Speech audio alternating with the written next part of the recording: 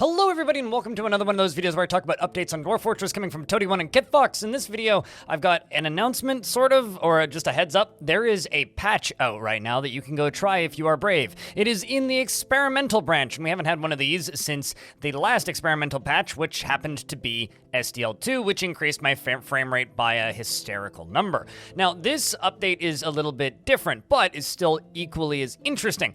Now, before you decide to dive in, I just would like to warn you. Back up your save files. This one is a little bit hot. It's also a bit crashy. Within a couple of minutes of me messing around with it, I did encounter a repeatable crash, which I reported, sent off the crash logs, and as far as I know, it's been fixed. However, just be wary. There are some crashes. Now, just for a couple highlights from stuff that I've been told is in this, apparently vampires are fixed, so they're not going to be blue anymore, meaning good luck finding them. Hehe, that's the whole point of vampires, right? And then secondly, trolls, once this patch drops, will work in newly generated worlds. So essentially, currently in the game right now, the only time you'll see trolls is just in the caverns, and that's kind of disappointing. They don't actually do anything. If you want to actually see trolls, what you're going to have to do is generate a new world, and then when you get attacked by goblins, they will come with armies of trolls. And as far as I know, here's hoping, trolls can actually topple things, meaning if your doors aren't locked, they will topple your doors. If your drawbridges aren't closed, they will topple your drawbridges. They will break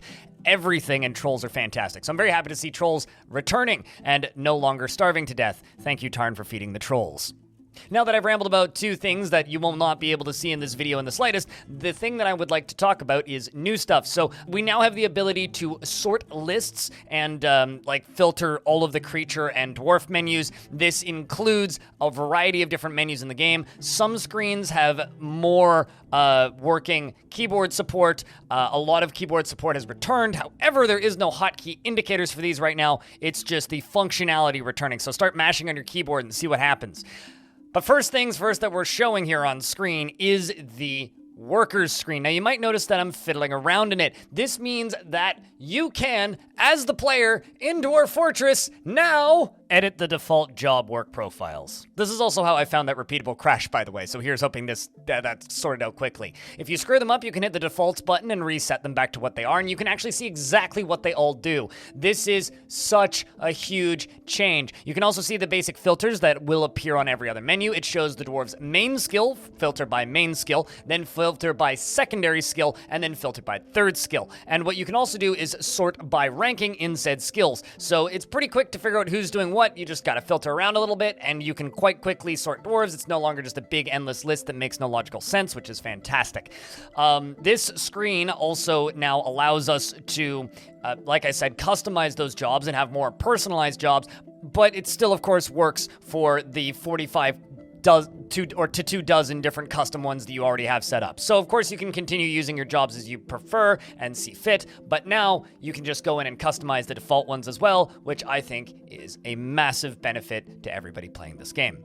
Now, of course, like I said, that pans onto a lot of different menus, so it also is included in the creatures menus as well as in the animals and pets screens. There are a few screens where the search bars are oddly absent, and I assume that this is going to be worked on with time. The next thing I kind of wanted to show off is the military screen, which has the similar filtering system, and similar to that DF hack search function that exists, this is adding benefit without completely removing the player from having to look at the dwarves' descriptions and the dwarves, themselves, which I think it benefits the player because it forces you to interact with the procedural storytelling of the game. Honestly, I think this approach is quite awesome, and I really hope to see it expanded and worked on and polished as this patch sits in the beta.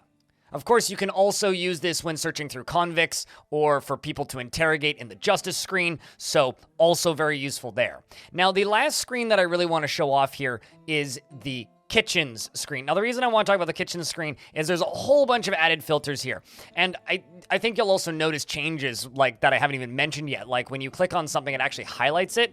It's a little weird to click on the stuff in the kitchen right now. There's apparently a hotkey to automatically toggle between them, but I couldn't figure out what it was.